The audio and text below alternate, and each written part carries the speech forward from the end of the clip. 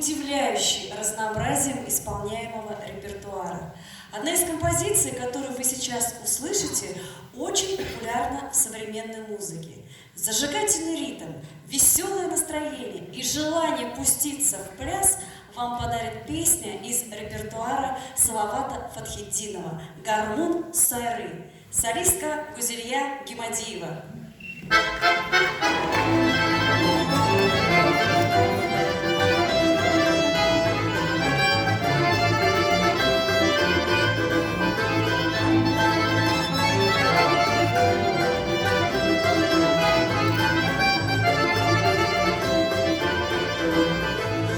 Parmakları bilen hüye garmut dillerin sabı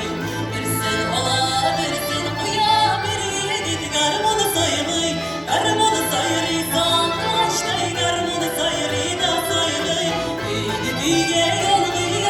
bir yigit garmun sayılay Garmunu sayırı sandaştay garmunu sayırı da sayılay Beydi biye yolgı bir yigit garmun sayılay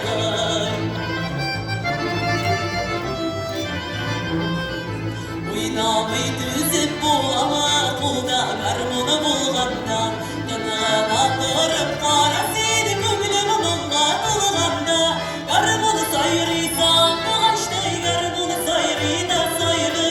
Giydi giye yolgı bir yigit garmun sayılay Garmunu sayırıysan bulaştay garmunu sayırı da sayırı Giydi giye yolgı bir yigit